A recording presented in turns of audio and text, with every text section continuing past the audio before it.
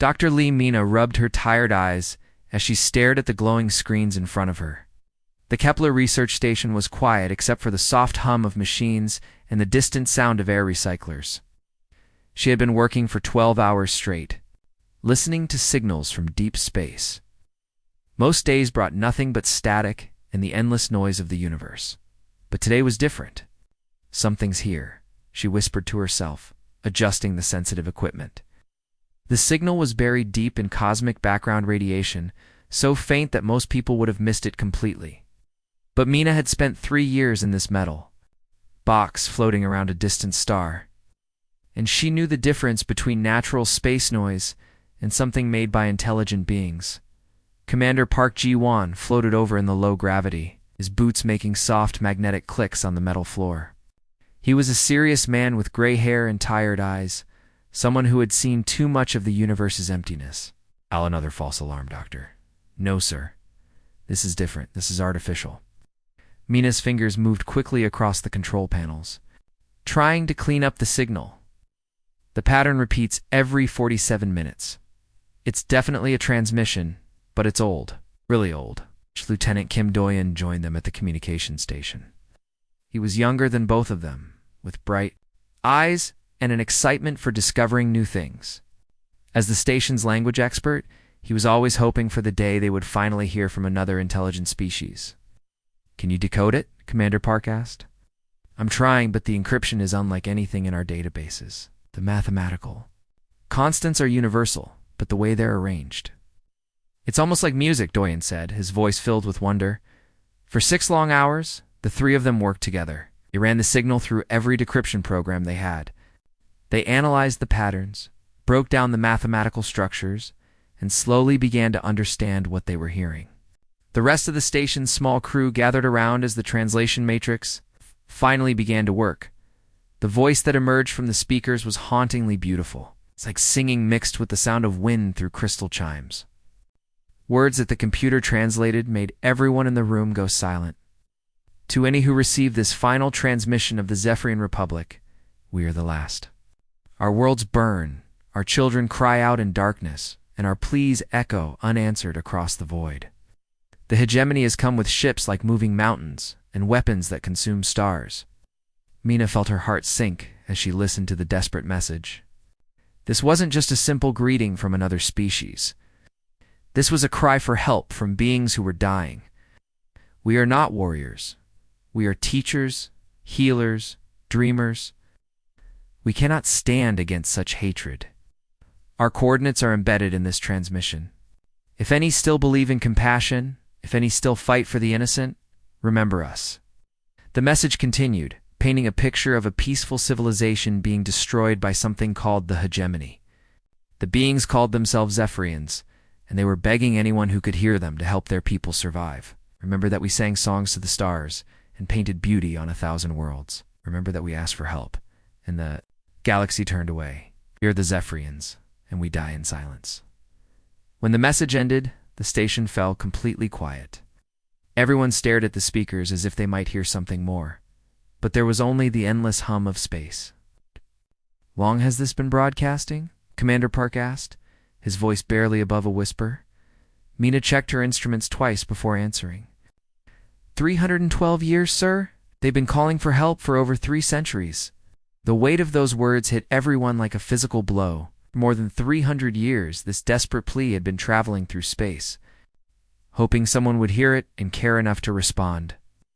But the universe had remained silent. Doyon was studying the embedded data in the transmission. "There are star charts here, coordinates to hidden colonies, and, Commander, there's something else. The pattern of this hegemony's expansion. According to their calculations, they're heading directly toward our sector of the galaxy." "Commander." Park studied the holographic star map that appeared above their console. The projected path of destruction led straight toward Earth and its colonies. "They're not just asking for help," he said quietly. "They're warning us." "What do we do?" Mina asked. Park was quiet for a long moment, staring at the star map. Finally, he turned to his communication officer. "Send everything to Earth Command. Priority Alpha, and prepare a message drone for immediate departure." Alpha. As the crew worked, To compile their data, Mina found herself listening to the Zephyrian message again. These beings had been artists, philosophers, healers. They had built something beautiful in the universe, and it had been destroyed by something that hated beauty itself. "Sir," she said to Commander Park, "what if we're the first to actually hear this? What if everyone else in the galaxy just ignored it?" Park looked at her with sad eyes. "And we're about to find out what kind of species humanity really is." The message drone launched an hour later, carrying the Zephyrian distress call toward Earth at faster-than-light speed. Behind it, the ancient plea continued to broadcast into the void, hoping that after 3 centuries of silence, someone would finally answer. The emergency meeting room deep inside Luna Command was filled with tension. Representatives from every nation on Earth sat around the large circular table, their faces lit by the blue glow of holographic displays. The room had been built inside the moon for moments like this, when humanity needed to make decisions that would change everything. Admiral Cho Seung-wan stood at the center of the room, his uniform crisp and his expression serious. He had been in the military for 30 years, but he had never faced anything like this. The Zephyrian message played for the 3rd time, the beautiful alien voice filling the sterile chamber with its desperate plea. "The transmission is authentic," he announced when the message ended. "Our scientists have confirmed that this distress call has been broadcasting for over 300 years. The Zephyrians were a peaceful civilization that controlled 47 star systems. They were completely destroyed by something called the hegemony." Secretary General Yoon Jae leaned forward in her chair. She was a small woman with sharp eyes who had spent her career solving problems between nations. But this was bigger than anything she had ever handled, and this hegemony is heading toward us. Our analysis suggests they will reach our outer colonies within 50 years, Admiral Cho replied. "But that's not the only reason we're here. Intelligence reports indicate there may be Zephyrian survivors hiding in secret colonies."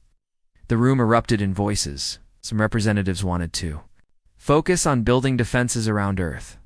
Others argued for trying to contact the hegemony diplomatically. A few suggested that humanity should stay hidden and hope the enemy would pass by their small corner of the galaxy. But Captain Han Minji stood up from her seat near the back of the room. She was young for a starship captain, with short black hair and scars on her hands from years of working in space. She had just returned from a long patrol mission in the Outer Rim, where she had seen the vast emptiness between stars.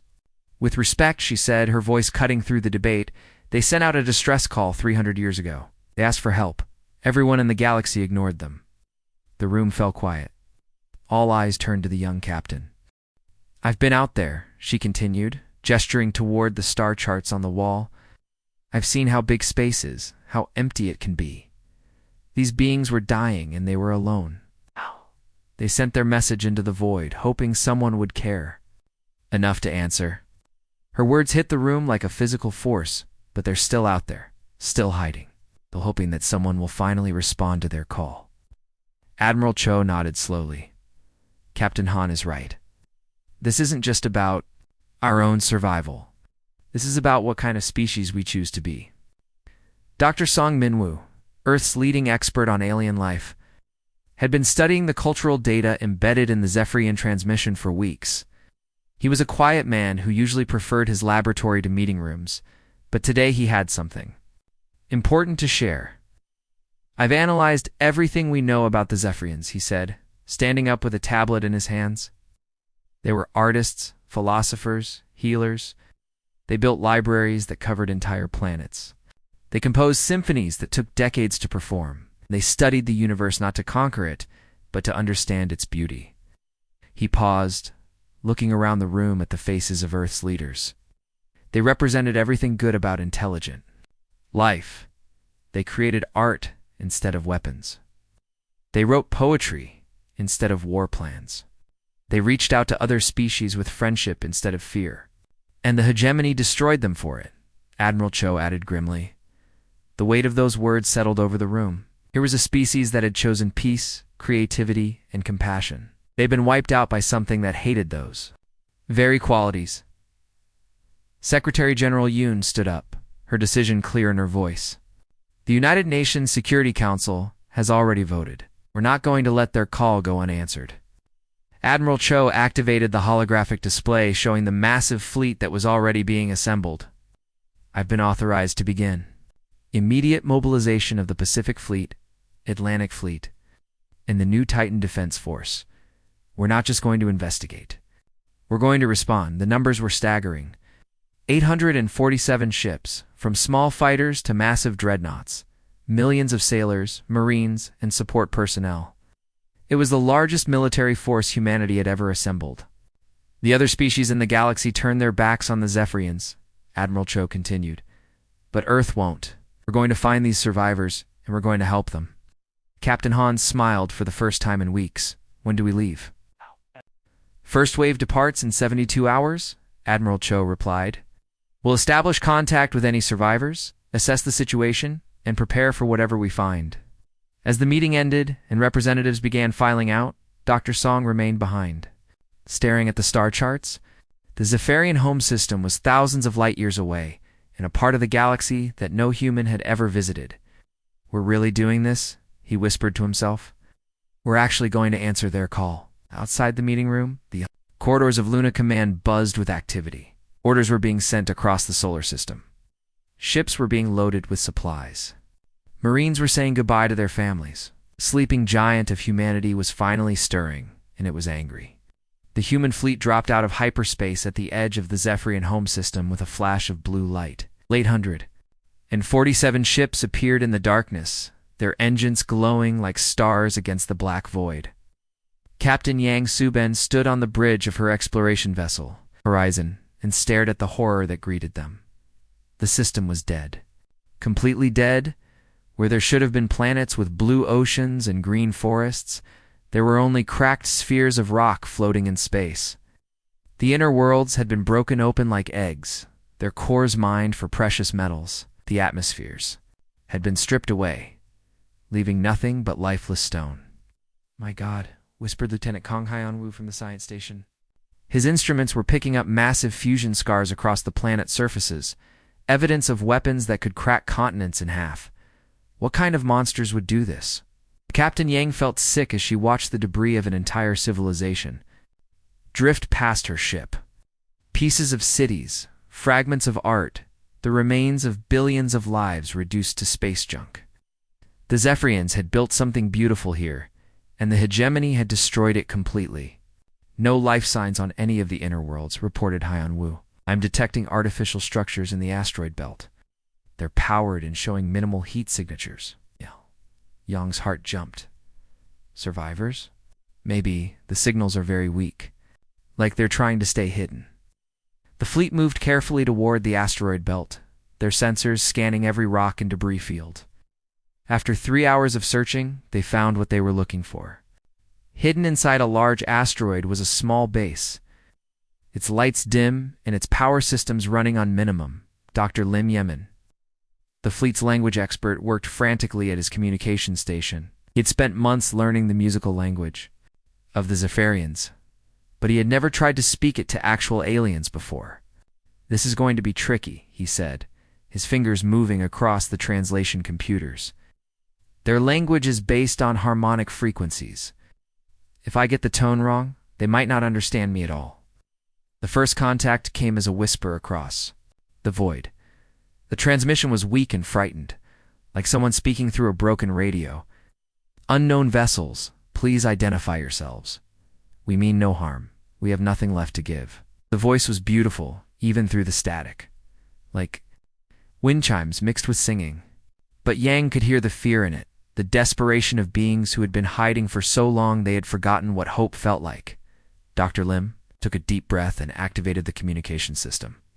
His response would be remembered in history, books for 1,000 years. This is the Earth Defense Fleet. We received your distress call. We're here to help. The silence that followed lasted for nearly an hour. Yang could imagine the shock and disbelief among the survivors. After 3 centuries of waiting, someone had finally answered their call. When the response came, it was filled with emotion that needed no translation. You came. After 300 years, someone finally came. The voice belonged to Elder Sixka, the leader of the surviving Zephyrian colonies. She was old, her crystal-like features worn down by centuries of sorrow and hiding. Through the translation protocols, she told them the horrible truth about what had happened to her people. The hegemony had arrived without warning, their ships blotting out the stars. They had demanded complete surrender, the enslavement of every Zephyrion, and the conversion of all their worlds into mining colonies. When the peaceful Zephyrions had refused, the hegemony had begun the systematic destruction of their civilization. They killed our children first, Elder Sixka explained, her voice breaking even through the mechanical translation. They said it was to teach us that resistance was futile. Then they destroyed our libraries, our art galleries, our music halls. They wanted to erase not just our bodies, but our souls. Yang felt tears on her cheeks as she listened to the story. The survivors numbered fewer than 10,000, scattered across hidden bases and asteroids and ancient generation ships. They were the descendants of those who had managed to escape the initial attack, living in constant fear for 3 centuries. We have been waiting, Elder Sixka continued. Waiting for someone to answer our call. Waiting for someone to remember that we existed. We sent our message into the void, hoping that somewhere in the galaxy there were beings who still believed in compassion. Admiral Cho's voice came through the fleet communication system from his flagship Indomitable. Elder Sixka. This is Admiral Cho of the Earth Defense Fleet. We are honored to finally meet you. Your message reached us, and we could not ignore it. The alien leader was quiet for a long moment. When she spoke again, her voice was filled with warning. You should not have come. The hegemony is vast, spanning thousands of systems. Their military might is based on enslaved species and weapons that can shatter worlds. They will come for you as they came for us. Your worlds will burn, your children will know terror, and the galaxy will watch in silence. Yang expected the Admiral to be frightened by this warning. Instead, his response was simple and filled with determination. Them come. We've heard enough. Those words echoed through the fleet communication system, and Yang felt a surge of pride in her species. Humanity had traveled thousands of light years to answer an ancient distress call, and they were not going to be scared away by threats. The rescue operation began immediately. Human ships moved to evacuate the hidden colonies, their crews working alongside the Zephyrian survivors to save what remained of their civilization. But in the depths of space, long-range sensors detected something approaching. The hegemony had noticed the unusual activity in the dead system, and they were coming to investigate. The storm was about to begin. The hegemony fleet dropped out of hyperspace like a plague of metal locusts. 1,200 ships appeared at the edge of the system, their dark hulls blotting out the stars. War Commander Thekmore stood on the bridge of his massive flagship, studying the readings with cold satisfaction. He had crushed 43 civilizations in his career, and these humans would be no different. Scan the system, he ordered his tactical officer. Many primitive vessels are we dealing with? Sir, we're detecting approximately 800. Ships in defensive formation around the asteroid colonies appear to be protecting the Zephyrian survivors. Thekmore laughed, a sound like grinding metal. Protecting them? These fools don't understand what they're facing, signaled the fleet. We'll make this quick. But as the hegemony ships moved into attack formation, something unexpected happened. The human fleet didn't scatter in terror. They didn't try to negotiate or beg for mercy. Instead, they moved into a tight defensive wall between the hegemony and the civilian colonies. Captain Park Sunwoo stood on the bridge of his destroyer Defiant, watching the enemy approach.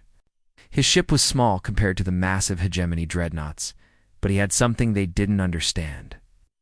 He was fighting for something bigger than himself. All stations battle ready, he announced over the ship's communication system. We're not just defending colonies today. We're defending the idea that good people shouldn't die alone in the dark. The battle began at 0347 hours when Captain Park fired the first shot. His antimatter torpedo streaked across space and struck a hegemony scout ship, vaporizing it in a brilliant flash of light. The message was clear. Humanity would not go quietly into the night. Lieutenant Commander Ogin led her fighter squadron. Through the maze of massive enemy ships, her small craft weaved between weapons fire that could level entire cities, but she never wavered from her mission. All squadrons protect the colony ships, she shouted over the radio. We don't let anything through. The space around the asteroid colonies became a storm of laser fire and explosions. Human ships fought with desperate courage, knowing that every second they bought meant more civilian lives saved. The hegemony had superior numbers and technology, but they had never faced an enemy that fought for pure principle. Colonel Baek Ji-hoon led his space marines in boarding actions against the hegemony vessels. In the cramped corridors of enemy ships, his soldiers fought hand-to-hand combat in zero gravity. These weren't beings fighting for territory or resources. They were humans fighting for justice, for a people whose cry for help had echoed unanswered. For 3 centuries, remember why we're here. Ji-hoon shouted as his team breached another enemy bulkhead. These monsters destroyed an entire civilization of artists and healers. They will not do it again. The tide of battle seemed to favor the hegemony. Their ships were larger, their weapons more powerful, and they had centuries of experience in galactic warfare. But something was wrong. The humans fought differently than any species they had encountered before. War Commander Thekmore watched his tactical display with growing confusion. Why aren't they retreating? They must know they cannot win, sir. Our intelligence suggests these humans have no territorial disputes with us. They have no strategic interest in this system. Came here purely to help the Zephyrian survivors. The Khmor stared at his officer in disbelief. That's impossible. No species fights without gain. There must be some resource they want. The evidence was right in front of him. The human fleet was taking terrible losses to protect beings they had never met before. It was a concept so foreign to the hegemony that they couldn't understand it. The turning point came when Decamor's flagship Voidrender targeted a Zephyrian refugee ship carrying 3,000 civilians. The massive dreadnought's main weapon charged up, preparing to vaporize the defenseless transport. Captain Park Sun-woo saw what was happening from across the battlefield. His destroyer was already badly damaged, its hull breached in 3 places and its weapon systems failing. But he made a decision that would be remembered forever. "This is Captain Park to all vessels," he announced over the fleet communication system. "The colony ship will not be harmed, not on my watch." The Defiant turned toward the enemy flagship, its engines burning beyond safe limits. Park's crew knew what he was planning, and not a single person objected. "It's been an honor serving with you all," Park said quietly. The destroyer slammed into the Voidrender at full speed, its antimatter core detonating on impact. The explosion lit up the entire system like a new star, and when the light faded, both ships were gone. The sacrifice had its effect.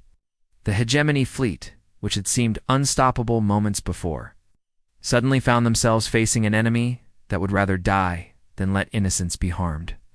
For the first time in their history, doubt crept into their ranks. Elder Sikska watched the battle from her colony ship, tears streaming down her crystal features. "They're dying for us," she whispered. "These humans are dying to protect people they've never met." The battle raged for 6 more hours. When it finally ended, the hegemony had lost over 400 ships. But more importantly, they had lost something they had never lost before: their confidence. War Commander Thekmore gave the order to retreat, his voice hollow with shock. "Fall back to the core systems. We need to regroup." As the surviving hegemony, ships jumped to hyperspace. The human fleet counted their losses: 267 ships and 30,000 lives. But they had won something more valuable than victory. They had shown the galaxy that someone still answered distress calls. News of the battle spread across the galaxy like wildfire. In hidden refugee camps, abandoned mining stations, and slave colonies scattered throughout the stars, beings who had given up hope began to whisper about the impossible. A species called humans had answered a 300-year-old distress call. They had fought the mighty hegemony and won. On the core world of Hegemony Prime, Emperor Mordant sat in his black throne room, studying the battle reports with growing unease. He was ancient, his body kept alive by machines, and his mind sharpened. By centuries of conquest, he destroyed 1,000 civilizations. But he had never seen anything like this. They lost 400 ships to protect 10,000 refugees, reported his intelligence commander. They gained no territory, no resources, no strategic advantage. They fought purely to help strangers. The Emperor's mechanical fingers tapped. Against his throne? That's impossible. All species fight for gain. There must be some hidden motive. Our analysis suggests there isn't, my lord. They simply heard a distress call and responded, their fleet commander said, and I quote, "We've heard enough." Emperor Morden felt something he hadn't experienced in centuries: fear. An enemy that fought for ideals instead of profit was unpredictable, dangerous, double the border patrols. I want to know everything about these humans. Meanwhile, in the rebuilt Zephyrian colonies, something beautiful was happening. Elder Sietzka stood in the memorial garden aboard the human space station New Zephyria, watching children play in the artificial sunlight. They were the first Zephyrian children born in over 2 centuries, their laughter echoing through halls that had known only sorrow. Human engineers worked alongside Zephyrian artists to rebuild what had been lost. Humans brought technology and resources, while the Zephyrians shared their knowledge of art, music, and philosophy. Together, they were creating something neither species could have achieved alone. Why? Elder Sietzka asked Admiral Cho as they watched the reconstruction. Efforts. Why did you come? You could have ignored our call like everyone else in the galaxy. The Admiral was quiet for a long moment, his weathered face reflecting the soft light of the garden. Because someone had to, because it was the right thing to do, because no one should die alone in the dark. His words were simple, but they carried the weight of humanity's decision. In a galaxy where species turned away from suffering, Earth had chosen to answer the call. Dr. Song Minwoo was in his laboratory, analyzing the cultural data the Zephyrians had shared. Their art was unlike anything humans had ever seen, combining mathematics and emotion in ways that made the viewer feel connected to the universe itself. Their music could make people cry with its beauty, and their poetry spoke of hope even in the darkest times. "They're teaching us to see the universe differently," he reported to Admiral Cho. "Not as something to conquer, but as something to understand and protect." But the most important changes were happening on Earth itself. The communication arrays at the planet's orbital stations were lighting up like Christmas trees. Signals were pouring in from across the galaxy, each one carrying a desperate plea for help. The oppressed species of the galaxy had learned that someone was finally listening. Rebels fighting hopeless battles against the hegemony. Colonies under siege by pirate fleets. Refugees hiding in the dark corners of space. All of them were reaching out to the species that had dared to answer an ancient distress call. Captain Han Minji stood in the Earth Defense Command Center, watching the star map fill with incoming signals. Red dots appeared faster than the computers could process them, each one representing beings in desperate need of help. "How many?" Admiral Cho asked as he entered the command center. "Over 3,000 confirmed distress signals," Han replied, "and more coming in every hour. The galaxy's been silent for so long, but now everyone's talking at once." The Admiral studied the map with mixed emotions, pride at what humanity had accomplished, but also the overwhelming weight of responsibility. "We can't save everyone." "No." "Sir," Han agreed, "but we can try." The decision was made in the same lunar command center where humanity had first chosen to answer the Zephyrian call. The United Earth government voted unanimously to expand the defense fleet and establish the Galactic Rescue Corps. They would respond to as many distress calls as possible, prioritizing the most urgent cases. Elder Sietzka was invited to speak at the ceremony announcing the new program. Her voice, translated through the harmonic communicators, filled the chamber with its musical tones. 3 centuries ago, we sent our message into the void, hoping someone would care enough to answer. Today, because of your courage, the galaxy will never again suffer in silence. You have given us more than rescue. You have given us hope. First rescue missions launched a week later, human ships scattered across the galaxy, each one carrying supplies, medical aid, and the promise that no distress call would go unanswered. The age of galactic silence was ending. Admiral Cho stood on the bridge of his flagship, as it prepared to jump to hyperspace. Their destination was a mining colony where enslaved beings had managed to send out a desperate plea for freedom. Would be dangerous, but that had never stopped humanity before. "Signal the fleet," he commanded, his voice carrying across the communication system to hundreds of ships. "We have work to do." The stars streaked past as the human fleet jumped into hyperspace, carrying hope to the darkest corners of the galaxy. The echo had become thunder, and the storm they brought was justice itself. In the depths of space, the original Zephyrian distress call continued to broadcast, but now it was joined by thousands of others.